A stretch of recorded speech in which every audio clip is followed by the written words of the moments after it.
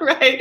Welcome, everyone. This is Abby Gooch on Intuitive You on our beautiful station, Wrongness Talk Radio. We are so glad you are here today.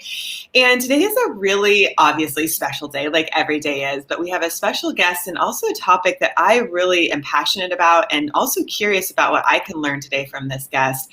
And our topic is how to heal trauma, to actually activate your intuitive gifts and really share them in the world. So today we have Megan, and I don't want to say her last name because usually I can mispronounce it, so I'll let her introduce herself in just a moment here. And she's going to be sharing with us how we can do that and how that trauma actually can be, like I said, a gift, but just ways you can heal it so it doesn't affect your life in a negative way, that it can really be used for its intention. So Megan, welcome to the show. Hi, Abby. I'm so excited to be here today. My last name is Sillito, actually, just how it's spelled. And I've been doing transformation work for 25 years. And my very first modality that I was trained in is a modality called rapid eye technology. And at that time, it was super weird, but it moved trauma really fast. And today, it is the #1 referred trauma technique for PTSD. And other than medication, it's the one thing that can heal trauma in the neural pathways. So I have a lot of training in helping people through trauma. In fact, this was the modality that got me through my trauma. And so and it's amazing how many gifts there are in all of our life experiences, or what we might call trauma. It's really just sort of an activator's refiner fire, and if we can really open up to the gift, then we can really gain strength and power from our experiences. But hanging out in the victim place will kind of just keep us cycling in trauma. So there's so much to be gained by embracing the gift. So what would you define trauma as? That's a really great question, because it's very different for different people. And I've actually had a lot of what would be traditionally called trauma throughout my life. Like, I've had some really major traumas, but I want to talk about it in a different way for just a second, just to kind of give a scope, which is that for me, I have a lot of my gifts are around creativity and play. And I grew up on a farm, and the priority was always work and no play and all work. And if I wanted to play, then I was lazy.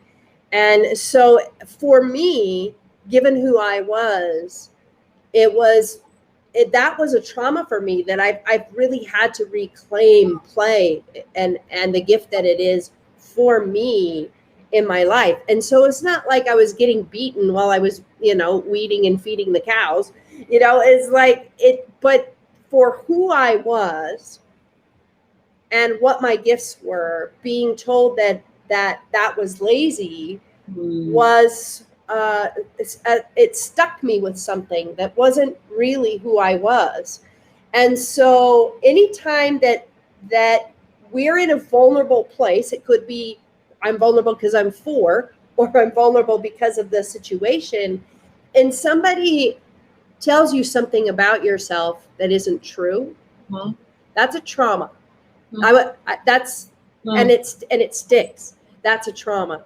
And one of the biggest things I see is people come in and they kind of feel bad that they're coming in because they had a good childhood, right? Like, I don't know why I'm so messed up. I had a great childhood, and so they don't even do the work. They don't understand because they don't have the biggies, they don't have sexual abuse or verbal abuse or physical abuse. Then everything was fine. But their mom was checked out and was never present with them. Or, do you know what I mean? Like, there's things like financial abuse that goes on, like, and it's all really subtle. But like, how I look at trauma is if somebody tells you something about you that isn't true at a vulnerable time, and it sticks. I love that definition, Megan. And I also feel, for me, it's a disconnection from love. which I think goes hand in hand with what you're saying. Because if somebody's telling you something that isn't true about you, that's a disconnection from love. And we feel that disconnect and it hurts. And it's like, whoa, get back to what's true, which I think is where intuition comes in, because our intuition can tell us the truth. And you can feel it as that simple gut knowing, like you know that you know that you know. And deep down, no matter what somebody tells you, if you really feel and trust your own intuition, you can actually redefine that experience. So that's some of the work I do in intuitive success coaching. Is it's like, hey, what is the truth here? And let's reprogram what was told or done to you in the moment to reframe it with a new belief that brings you back to love. So, you know, in the moment, for those of you listening, like I really invite you to open up to the truth of your intuition, to notice or remember maybe if somebody did tell you something that was untrue. How can you tap in to your intuition right now and know the truth of you and let that reconnect you back to love, which is who you are. Yeah, absolutely. And the thing that's tricky about that is that if they tell you something is true about you that isn't, it will have you doubting your internal compass. That's how we learn to doubt our intuition. You know, like we grow up in these family experiences and we know something's not quite right.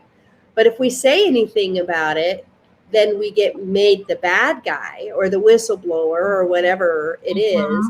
And it's like, then we go, oh, my bad. That must have got that wrong, you know? And so within all of this is the other trauma, which is that we get taught to doubt who we are.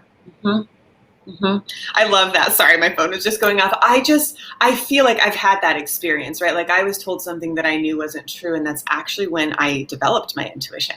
I got super clear and it's like, nope, let me feel this and trust what I do know. But I have had to work with self-doubt because it kind of messes with your mind, right? Because you still hear it, whatever was said or done. So you actually just have to say, okay, like let the mind become quiet, the heart can open, and then that knowingness can start to lead you. So I think it's really simple, and then it just becomes a practice. It becomes a practice of intuitively living rather than letting other people's thoughts or actions or behaviors kind of throw you off center, right? Or create that doubt. Yeah. And that's a huge practice, because a lot of people who have very strong intuitive gifts who were abused, their sensitivity is such that they're picking up on the thoughts and feelings of people around them. And I mean dynamically, like somebody who's really psychic could be picking up on the whole city or even beyond that. And so to be able to tell the difference between your internal voice and all of that is a practice. And you've got to be willing to nourish and nurture. Like we have all these gifts, but it's our job to bring them out. It's like if Mozart never played the piano, you know, it's like, okay, he's got that gift inside him. But if he quit playing at 5 or something, you know, we wouldn't have what we have on the planet as far as music goes. And so whatever that gift is, if it's not curated, if it's not nourished, nurtured forward, it can become a little bit of an Achilles heel, right? Because it's one of the things that I do in my work is I work with what I would call highly creative sensitives. And their path to creation, and you probably work with a lot of this too, their path to actualizing things is very different than, say, a Steve Jobs, who actually didn't really care or feel other people's energy. Like he was notoriously bad in relationships, right? He didn't have that sensitivity. He just moved forward with his vision. But when you're sensitive and you can feel somebody's judgment before you even put out your post or something, right? This is the level of sensitivity I'm talking about. If you don't have a sense of your own voice and your own intuitive self, you will block yourself from achieving the things you could achieve. That's an example of your intuition working against you if you haven't done the work to really reclaim it from whatever traumatic experience it was birthed from. That's so true. I love that. I'm just feeling it. Like my gut's like, yeah, that's right. Like right on. That feels true. Like it feels really good. So I am one of those people that can like pick up the whole world sensitive energy. So what I think would be cool is if you could give a practice of discerning, okay, here's my intuition and here's what I'm feeling. Do you have any practice that you can share where people can really discern the difference? And I like what you said, reclaim your own intuitive compass, your own intuition. Okay. Well, I'm going to say something really bold here. And that is that for a sensitive, about 98% of your thoughts and feelings aren't yours.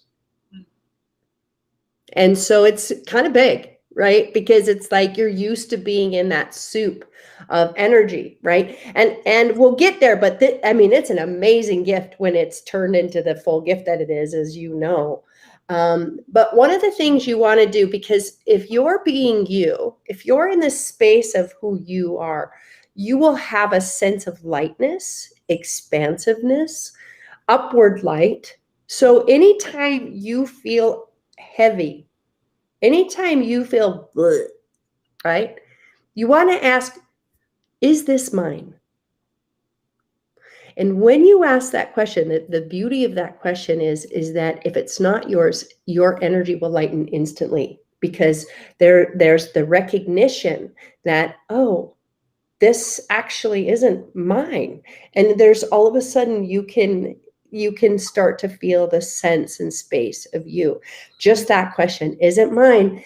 And then if it lightens, you want to say, oh, yeah, I'm going to give this back to wherever it comes from. It's not mine. My way to say it is return to source with full consciousness attached. Because a lot of this stuff, and this is kind of tricky in that, like, a lot of people will take on their family stuff, or they take on the stuff of an ailing parent or spouse or whatever, and like, I don't want to give it back to them. But the thing about it is this didn't start with us. Like when you say return it to source, it's probably going back about 10 generations, because that's how long it's been recycling through the collective, right? And so this tool, I have to credit a body of work that I train in called Access Consciousness. I've kind of developed the tool in the way that I have it. It comes from that, which is just, and that was such a great awareness for somebody who's as energetically sensitive as I was, because I was doing this sort of traditional coach model where it's like, if I feel it, it's mine. And it's like, and I couldn't heal it and I couldn't change it because it wasn't freaking mine. I beat myself up because it's like, why am I still trotting through depression? Well, as it turned out, the depression wasn't mine. It's an energy, a frequency, an entrainment that I took on from my family when I was really young. So you can't heal something, you can't transform something that's not yours. So that, knowing that, oh, hey, is this my, no, it isn't, return it. All of a sudden you've got this space and you start to sense and feel the difference between what's yours and what isn't. And it's very simple, but it's very effective for an energy sensitive. As soon as you say, is this mine? If it's not, it will lighten. If it doesn't lighten, it's probably yours and you got some work to do, but I mean, I'm smiling because this has repeated. We had another guest that this came through with. I've taught the same thing about it being light. So if the energy is light, that's your energy. That's your intuition. If it's heavy, it's somebody else's. And I actually do say return to sender as part of my work. So you're saying return to source. But so obviously it works. My point is, like, the same stuff keeps coming up because it works. Right. And what I love about what you said is you can't transform it for somebody else. It's actually impossible. Only they can do it, or only we can do it for ourselves. So that very freeing, because I was one of those people like, wait, let me do it for you. Like I could, and it's like, I actually cannot. That's for you to do because you're the one that has to do it. So my heart would, just get so big as I'd want to, but that's a disservice in some ways, right? Because they have to experience. So I think that's beautiful. There's probably a lot of empaths out there going, no, I really can heal it for you. Well, you can move energy through your body and you can transmute it through your body. But if that person doesn't get the awareness that they require to change it, they'll just recreate it over and over and over again. And that's the thing. That's why I say with full consciousness attached, is because whoever's it is needs awareness to be able to change it. They've got to know what it is for them, what it's teaching them to be able to transform it. Mm-hmm. That's so cool. I love it. Okay. So let's talk a little bit about activating your gift. So once the trauma is healed, how does that activate your intuition to like have even more gifts and that creativity to come out? Well, I would actually say that it got activated in the trauma. The trauma is a refiner's fire. It's an activation process. And until we got to such a time, if you notice the kids coming in now, they just come in with all that turned on, right? Because our consciousness has shifted enough that there's a space for it. But I think when a lot of us came through, there was a density that the only way to really activate was through trauma. And so a lot of spiritual people chose a lot of traumatic experiences. They came into family systems they knew would be problematic, but they knew they would get activated sooner rather than later in that process. So I actually think the activation happens in the trauma. What I think the healing does is it takes the shadow part that was the trauma off the gift. So for instance, like somebody who that maybe they have a parent that's an alcoholic and they learn to be able to know where the parent was, where their energy was, if it was safe, all of that kind of stuff, right?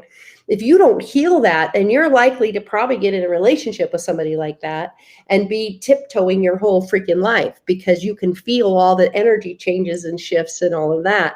And then we go back into that trauma state. So we're using a gift, we're bastardizing the gift essentially if we don't heal the trauma. And that's probably really the core of my work, because a lot of people who are very high creators, they have some trauma that activated their creation. Like, somebody who grows up in the projects and is like, by golly, I'm not going to be poor. And so they found a way through that experience that wasn't who they were and didn't feel like them.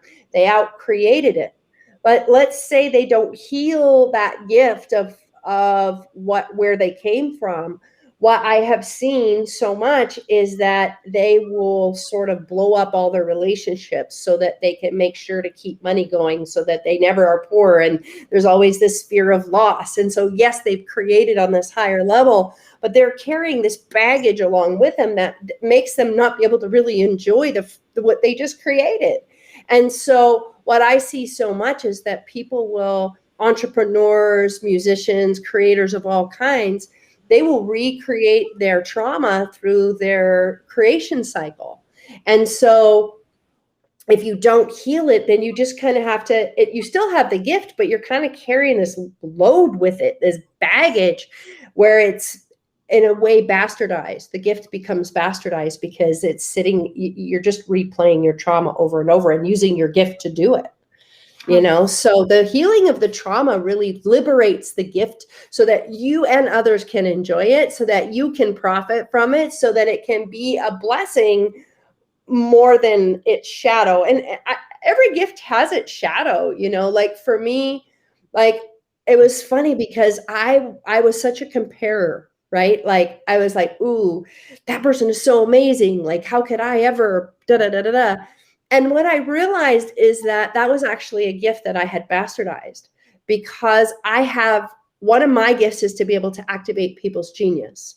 Like I have a program called Live Your Magic. And in that space, people's like energetic capacities get turned on like massively. And every cell in my body sees greatness in people. Right. But I use that against myself, because what I would do is I would see their greatness and I would compare it to myself, who hadn't actually recovered my own self-esteem yet.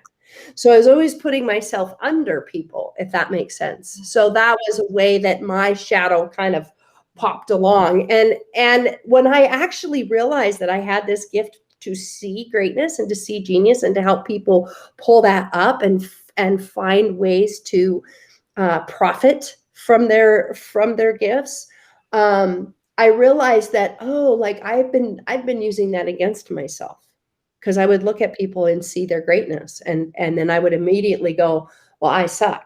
So that's an example of like a shadow side to a gift, right? And it's by healing our own wound, can pull that gift into its rightful place in our lives, and it can serve way more people that way. Mm-hmm. So how do you heal that trauma, and how do you know it's healed, right? That is the $1 million question, Abby, because there's a part, because this is not my first rodeo. I've been doing this for 25 years before there was such a thing as life coaches. Like, I built my business before there was internet, before there was email, before there was social media. I've been like, I feel like I'm my mom. Like, I woke uphill both ways for transformation. But what that gives me is perspective, because I used to think, okay, whoop, got that done. Next, got that done. Next. And then like 5-10 years, something would like come around again. I'm like, I thought I healed you 10 years ago or whatever, Right. And so people may not like this answer, but we will go through layers. I see healing as a spiral rather than a linear process. It's not like, okay, that's done, check, that's done, check. Right. Like, that's not who we are. We don't operate that way, but there's this sort of spiral of transformation that I feel like we go through. And sometimes we hit our trauma at higher and higher levels, but we have layers of certain things. My personal belief is that we've had millions of lifetimes. So certain things maybe we've worked through in one moment, we can heal something that's been plaguing us for 30 years. And others, it seems like it takes 30 years to get to the other side of. And I think maybe we've just had it longer. I don't know. I have no idea why some things just clear right away, and other things we tend to work them at different levels. So for instance, like I grew up in a lot, I was raised by my grandparents who were raised in the Depression. And so I grew up in a lot of sort of lack consciousness, I would say. And when I very first started trying to build a business, I couldn't eat, right? I was eating top ramen. I was running up my credit cards, but then about 5-6 years later, I was so busy, I had a lack of time. Mm-hmm. So I was still playing out lack, but I was playing it out at a higher degree. I much rather work with lack of time than I have to eat top ramen every day.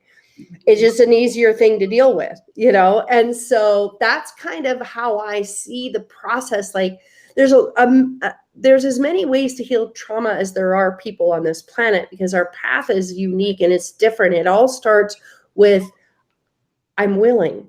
I'm willing, and I choose to change this. That's where it all starts, and how long that takes is really up to you. And also I think up to the universe in a certain way, because some of the stuff we work through, I think, is like really our teacher. Like I worked with a man who had AIDS, and we got him to a place where he was only HIV positive. Like we shifted his numbers quite a bit.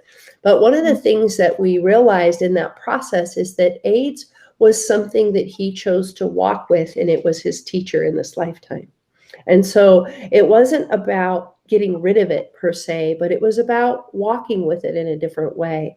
And I think some trauma is what we call trauma as teachers. And it's not just about, it's really about, what is this? The stuff that doesn't go away easy, like stuff that just changes or shifts. Cool. You like whatever that was for you is no longer relevant. You got the ticket and the t-shirt. You're ready to move on, right? But there's certain things that I think that we are here to learn through and learn with. And it's important to have a lot of compassion for ourselves, because I think for myself, I was really hard on myself. Here I was, this trauma like expert and and yet here was these pieces of my trauma still coming through the tube, But I would say that when I see it now, I can see it for what it is and go, oh, I'm doing that. Okay, cool. Here, what tools do I have? Instead of this again. Why is this still here? That doesn't help. That actually keeps you stuck in the trauma.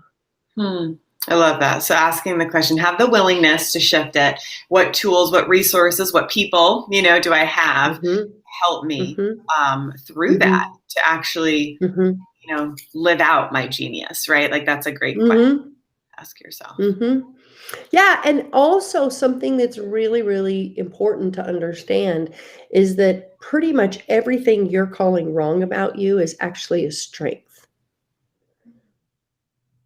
That's cool. Can you elaborate on that? It's beautiful. Yeah. Well, it's kind of back to the activation occurring sometimes in a traumatic way or a negative way. The result of that is we go, oh, I'm broken, right? Or something must be wrong with me because these people are mad at me. These people are mad at me for seeing the truth of a situation. These people are mad at me for, right? And so what happens so much is that because the gift is activated in a traumatic experience, i.e. somebody telling you something that's not true about you, you tend to then see it as a problem, as a wrongness, rather than a strongness. And so one of my favorite tools is when I go into that space of like, oh, I can't believe okay, what's actually right about me here that I'm not getting, and what's right about this I'm not getting. And that is so beautiful because you start to actually shift the way you're looking at a thing, and you start looking for what's right rather than what's wrong. And it's really beautiful what will evolve from that. That's actually one of my favorite tools around trauma specifically is if we go back to what I said at the beginning about it, it's based in someone telling you something about yourself that isn't true, right? Or treating you in a particular way that gives you the message of somebody of like, oh, I must be this if they're treating me like that. So it's not always explicit, it's sometimes implicit. But what that creates is a sense of wrongness. But again, there was something beautiful activated there. And when you say, oh, what's right about this? What's right about me? What's the strongness here? What's the gift here? Like that, any of those questions, right? I wonder what the gift is in this. I wonder what's right about this in me. And it is amazing what you will find, right? Because for me, one of the things that I made so wrong was how empathic I was, right? And then when I realized that it was a gift, I could start looking at it, sensing it, feeling it as a diagnostic rather than as something that I had to take on. It helped me to diagnose where somebody was at and what was happening. And it helped me to I'm so fast at being able to identify the cause or core of something because of that gift, right? But if I take it on, if I'm taking that energy into my body, then I actually I can't diagnose them. I can't see where they're at because I'm too busy running it, So that's something that throughout my life I was called too sensitive. In relationship, I'm called too sensitive. Like, oh, why are you so sensitive? Why do you get mad about that? That's just a little thing, right? And so that's a place where I made myself wrong for freaking ever, but it was actually a gift. Yeah. That my sensitivity, my ability to sense a situation or an entire room. Like I can facilitate a whole training with no agenda because I can feel and energetically tune into what people are desiring in the room and in the space. That sensitivity is a huge gift, but for a long time, I called it wrong, and I put up a lot of shields and a lot of barriers, and I tried to make myself tough, you know, and it's like, because I didn't want to be sensitive. I didn't want to be the sensitive girl, you know. You know, somebody said something to me yesterday, softening is your strength. Like if you soften into your sensitivity, that's your strength. Vulnerability is a superpower, because in that vulnerability to me is having my barriers down, not just with other, but with myself. That's the softening you're talking about. I would call that, like, that's would be my language for what you said. But it's like being willing to be soft with yourself allows you to really see and nurture the gift that you are. And it's a superpower, because if you have to understand that if you're in protection mode, you're actually seeing yourself as a victim. Well, if you are needing to protect yourself, you're seeing yourself as smaller than and less than the person or circumstance around you, right? So when you bring your barriers down, when you're vulnerable and soft with you, there's a way that you're saying, this is who I am, and I can stand with anyone and be this, be me, be the soft, be the sensitive, be whatever, right? In the space of wherever that I might be, and understand that nobody is greater than you in your universe. Nobody has more power than you in your life. And so that softening is actually an affirmation of power. If you need protection, you're seeing yourself as less than a situation or less than a person. That's really beautiful. I mean, my mind's like, well, what if somebody is like physically attacking you, right? Then it's like, I mean, you do need protection from that. So sometimes I think your intuition can be activated to protect you from something like that. Sure. And have you ever heard the story of Byron Katie when she was held at gunpoint? You know, vaguely. I know who she is, but I've heard, I don't know the whole story. I've heard about it, but I don't actually know it. Yeah. Well, it activated her sort of super conscious self.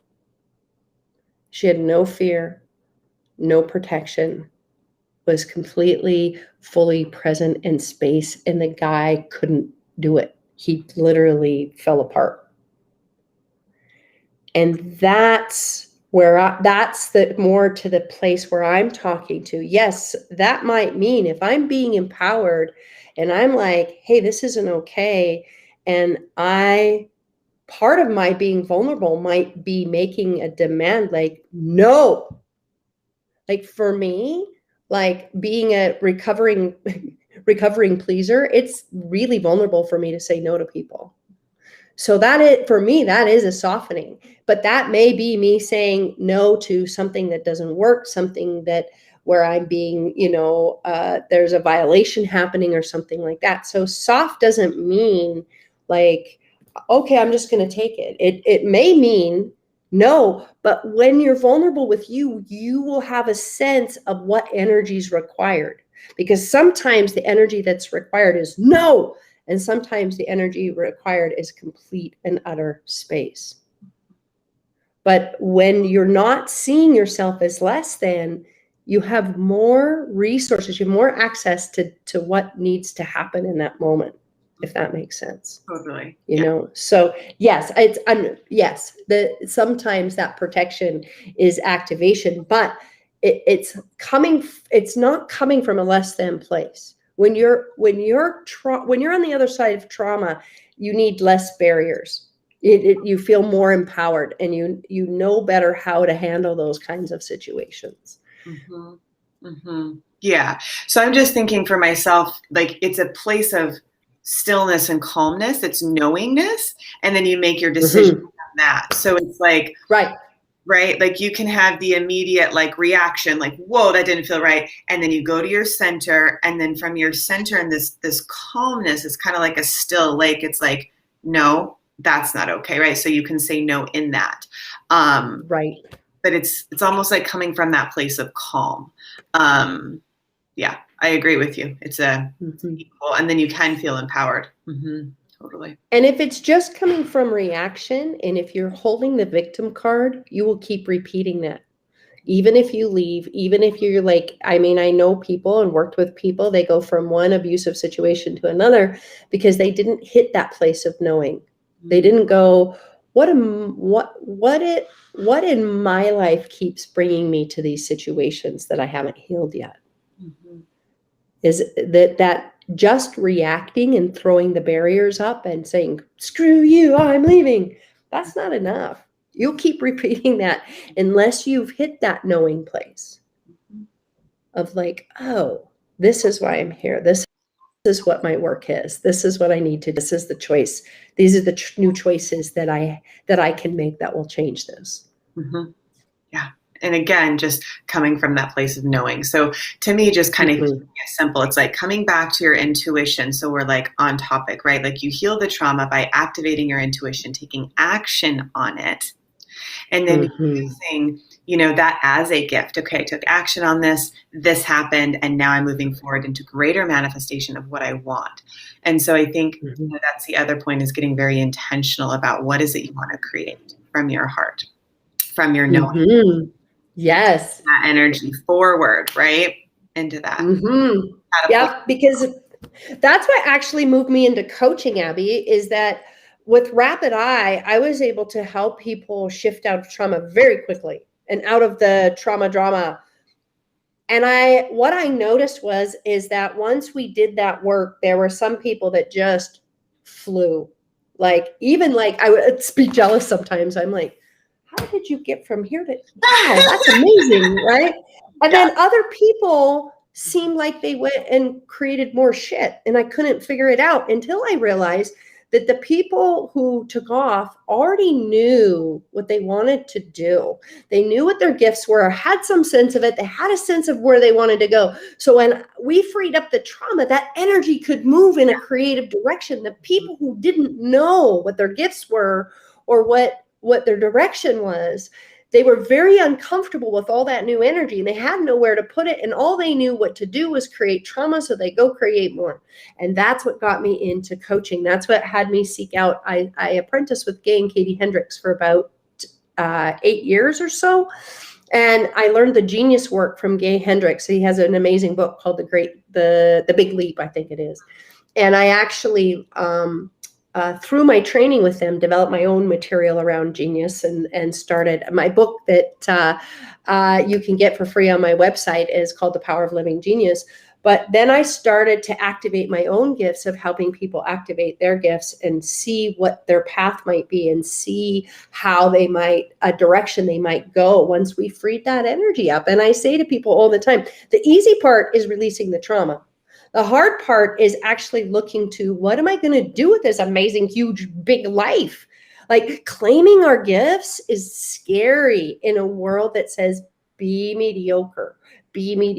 Like, don't stand out too much. Do you know what I mean? Like, to say, hey, I have a gift. For me to say I can activate people's genius, I couldn't used to say that. That's something that it took me a long time to be able to claim for myself and to be able to own for myself. And some of the gifts that people have and that have been activated in trauma are so dynamic. There would almost be considered magic in this reality. And so it's kind of scary to say, yeah, I can put my hands on somebody and it heals I can take a tumor out with my hands, things like that. So when the gifts or when that creative life force is really different than what we see as gifts out here, the real work, there's a lot of work to claiming that. Like in my work as a coach, like the healing of the trauma is we can do that really fast. It's really about claiming who you are and that process of stepping into being a creator and giving your gifts to the world, which is one of the biggest human needs, is to be able to make a difference. And if you're not making a difference, you will go create trauma drama, because you've got to do something with that creative energy. That's so beautiful. And one of the things that I love that you said is, when you owned what you do, that's a gift to everybody else. That is how you make a difference. So when you own your gifts and shine, you help the people around you. Whereas if you shrink and you don't, you never get to share that. So it's such a service to yourself and to all of us to activate your gifts and to follow your intuition, be who you are, because that's your purpose. That's why you're here, So I just love that. I absolutely love that. So for those of you who are new to the show, you can go to lifeforceconnection.com and download the activation to your full intuition and how you can activate each of these centers to open up. And then I also want to recommend that you go to Megan's site and I just want to say activate your genius, because I know whatever you're doing is going to help them activate that. So if you want to share what your site is where they can also activate that, I recommend that everybody goes to both of those places. So go ahead, Megs. Yeah. MeganSillito.com, MEGANS as in Sam, ILLITO.com, and just put your name in the little white box and you will get a PDF of my Power of Living Genius book and the companion journal that goes with it.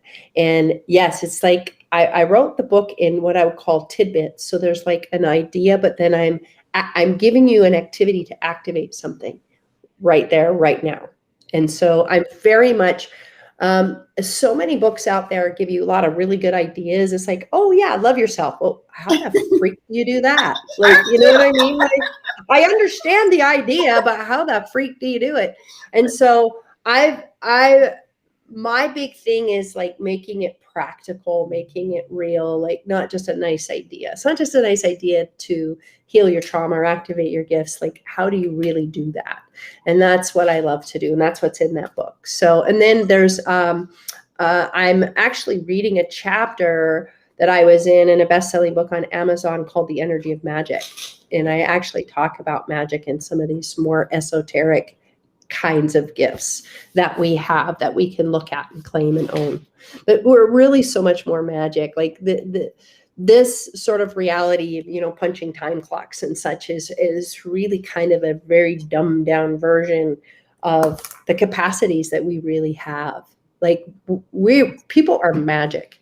Like that's what and one of my greatest joys is teaching my event, Live Your Magic, because people just pop and they're just, oh my gosh, I didn't know that. I didn't know that about me. But it's one of the biggest factors, I think, in happiness. Like people are trying to be happy through meditation and stuff like that. Cool. Yeah, that's awesome. But until you really know how awesome you are, it's hard to be happy. Yeah. Totally. And I guess the question keeps popping, like, what do you want to create? Like, I might be reiterating the same thing, but like boom, like, what do I want to create? Just to kind of let yourself move into the space of that question. And then what do I want to live? It's like you create it and then you get to live it. And I think that's the point of like releasing the blocks and releasing the trauma and following your intuition so you can live your creation. It's like you paint this beautiful picture and then you find yourself living it. And you're like, oh my gosh, I'm really living it, right? So it is possible. And it does start in the imagination, and your intuition connects you to what's possible. And then you can use tools like this to just open up and let go of what is stopping you from already having that now. That's what I think is so beautiful. So, yeah. And one of the questions I would add to that, because a lot of times people, they kind of, I would say sometimes they shut down around the word create because they don't see themselves as creators. And so one of the things that I do, if that question's too big for you, I'd say every day ask, what would be fun for me? What would be fun for me to do today? And if you follow that energy, you will start to get a sense of what you might want to be creating in your life. Very cool. I love that. Wow. Well, is there anything else that you would like to share with the audience? Well, there's so much to share. There really is. But I think that what comes to mind that might be useful is really to, a lot of people like, well, should I clear my trauma first or should I create first? And it's like, just start. Like what I noticed is that I came to Rapid Eye with a ton of trauma, ton of baggage. I wasn't even functioning in my life. Like I couldn't do money. I was like a mess, right? And so for me, I had to clear a little bit to get to a place where I could get into creation. Mm-hmm. And then what I've noticed since is that because I love creation, that every time I reach for higher ground, I oftentimes run into that next thing I need to clear. Mm-hmm. And so for me, I don't worry about going and doing my work these days. I just create, and I know that if there's something that I need to look at, it'll show up on that creative path. Mm-hmm. And so I think it really, because when somebody comes to me, it's really intuitive on my part about whether to start them moving into a direction and letting us deal with what comes up, or if there's clearing that kind of needs to be done so that they can see a different palette for themselves, so they can see the options of colors they might have for themselves. And so you just start where you are. I'm serious. It's like if you just go, yeah, what would be fun? What can I do that would be fun today? And just do that for 30 days and notice what types of things you're doing. Notice how that feels. Notice, this is a great story. There is a girl when I was doing my genius classes, and one of the questions I would ask, and it's in this question is the book, is what did you love to do as a child? That when you did it, time disappeared, right? And because there is a version of that activity in your adult life that you may not be looking at, you may not be seeing, and it's a great place to see where your energy might be wanting to go. This girl says, she raises her hand and she goes, the only thing I love to do as a child is climb poles. What the hell am I supposed to do with that? I'm like, I don't know, go climb a pole. And at the time I was doing this weekly class, and I said, go climb a pole and report back. So she's like, okay, fine. That's not going to do anything, blah, blah. She comes back next week and she's like, that was really fun. She goes, so I signed up for pole dancing classes. And I'm like, cool. Well, within 9 months, she'd gone from student to teacher. She was competing in the Intermountain West in pole dancing competitions. She ended up moving to LA to strengthen that. She ends up trying out for Barnum and Bailey Circus, makes the Cannon Girl. So she ended up joining the circus from, I just want to climb a pole. That's it. And the problem with our logical mind is we'll stop that stuff. That's just stupid. I haven't climbed a tree for 20 years. I'm not going to climb a tree. But that would be fun, but no, I'm not going to do it. Right. But there's something in those things that feel fun to us, that have juice, that have magic. Yeah. And if you go towards them without any thought of how am I going to make a living at this, right? You can't know right now. Your job is just to follow the energy. Yeah, totally. It's funny. I woke up this morning thinking feeling God is feeling bliss and joy and happiness. So it's like when you're just feeling good, doing what makes you feel good, following your joy, following your bliss, you are in intuitive alignment with your path, right? And that is all this other disconnection from love and trauma, yes, has helped us activate our intuition, and all to be able to create more light, more love, to expand that bliss, to expand that joy, and really be who we are. So I just invite you all, to go to the websites, get the activations, get yourself in the full embodiment of who you're meant to be, which is more light, is more love, and is the expression of your gifts. So happy that you guys have been with us, and ladies to join us. And Megan, I think we're about ready to log off. So sometimes I like to ask people, is there a mantra that you'd like to just kind of say for everybody to carry with them? Instead of the trauma, let's carry the mantra of I am enough, or I am love, something very simple that the mind can just reroute back to that truth within. Yeah, in fact, I'm going to steal again from Access Consciousness, because it's not so much a mantra as it is just a recognition of the truth of the universe. And that is, all of life comes to me with ease and joy and glory. All of life comes to me with ease and joy and glory. Because when you're aligned with who you are and your gifts and your capacities, you're coming from that knowing, that actually is the truth of life. The reason that life is traumatic is because we're going against that. We're going against ourselves. We're going against our knowing and our gifts. And the universe loves us enough to go, no, this is not the way. No. But when you really get that, when there's an ease, when there's a joy, that you're actually aligned with who you are, that's really truly life. So all of life comes to me with ease and joy and glory. I love that. I find, yeah. If you're finding yourself struggling or moving against or that, then maybe just kind of ease up, soften, like you said, open up, relax. So then, like what you're saying, can come to you, right? It comes with ease and joy and glory because it's a flow. It is your life force. That's why you can have so much energy when you're in alignment. Yeah, I love that. Yeah, totally. Oh my goodness, this has been so much fun. I'm so glad. So we do have up on the Intuition to Income Summit, and everybody can also go to Intuition to Income Training coming up, and it'd be fun to have you on that too, Meg, so we can talk about that. But it's just so much fun to just see you in action, and anybody that wants to share their results, you can email us. You can put a comment on this video and we'll be checking those comments and just here to support you, just being all of who you are. So thank you everyone for joining, and we will see you next week. Bye. Thank you, Abby. This was so fun. You're welcome, love. Talk to you soon.